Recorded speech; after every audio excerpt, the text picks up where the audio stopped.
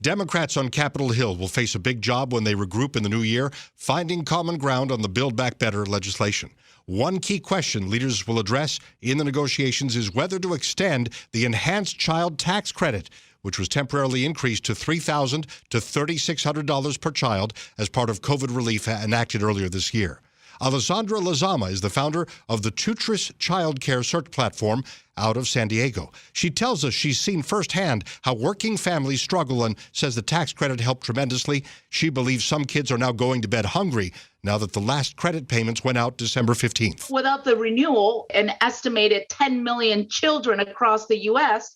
will fall directly back into poverty. In addition to that, let's remember that over 2 million women lost their jobs because they had to care for their children and now can't afford to get back to work. So it is a snowball effect, and it is of tremendous impact, not only to our little ones, but certainly to those families of lowest income. Someone like Joe Manchin, the moderate Democrat, or some conservatives have talked about how there needs to be some work associated with this. You need to show that you're going to work. But I believe you just told me this is a bare minimum payment for people to keep going during the pandemic. They may not be in a position to go out and work right now. The issue with getting back to work is very complex because due to the pandemic, a lot of the child care programs shut down. And so if prior to the pandemic, we had a supply issue to the demand, and we recognize that our child care system has terribly failed our families and was very broken to begin with, it has only been aggravated through the pandemic. So it's a double whammy. Not only are low-income families impacted the most by this child care tax not being renewed, but they can't even get back to work because they, A, can't afford to, and even if they could get a job, they wouldn't have anywhere to leave their children because the smaller family child care homes are not able to operate and take in children. So this is imperative for us to renew. I mentioned lawmakers who are fearful that some families and some people will take advantage of the program and do luxurious things with it rather than just take care of their children. Do you know in your field and in your expertise any examples of that? You know, as false narrative as they come. First of all, it's not a rich tax credit to begin with. As a global economy, the U.S. doesn't rank very well in terms of how we invest in early childhood education and in our youngest, which is 0 to 5 age group. And so to think that the tax credit in and of itself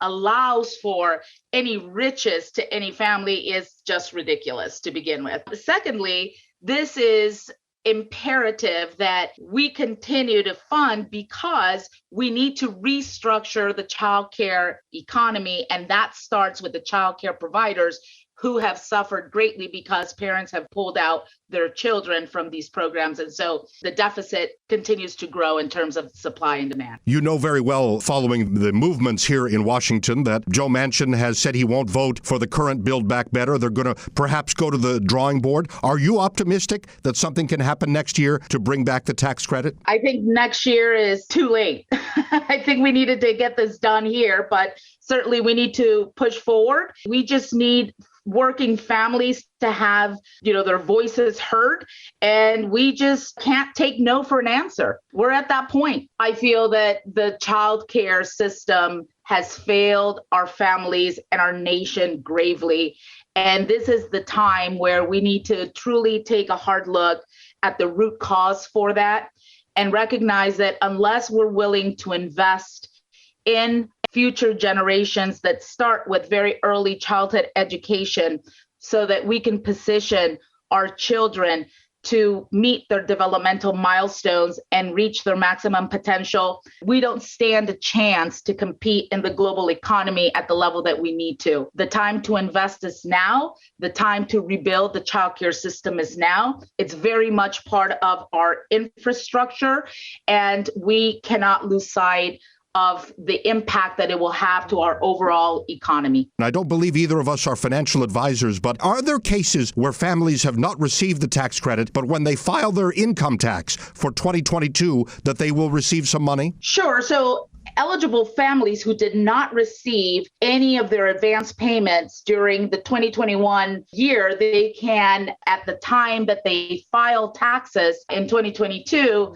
they can become eligible to receive any owed child care tax amounts that they did not receive. So I would highly recommend that they seek the advisement of their tax consultants, but certainly, if nothing else, file for your child credit if you did not receive it in 2021. There may be false information spreading around that some families don't make enough money to qualify. I believe you get that money even if you don't file a lot on your tax return. Correct. Any family, whether they made enough money to file taxes or they didn't, would be eligible to receive it in 2022 as they're filing their taxes. They should make sure to claim for the amounts that they did not receive in 2021. Alessandra Lizama, founder of the TOOTRiS Child Care on Demand system in San Diego, saying that the child tax credit needs to be brought back. She fears that millions of kids are falling into poverty, going to bed hungry as we speak.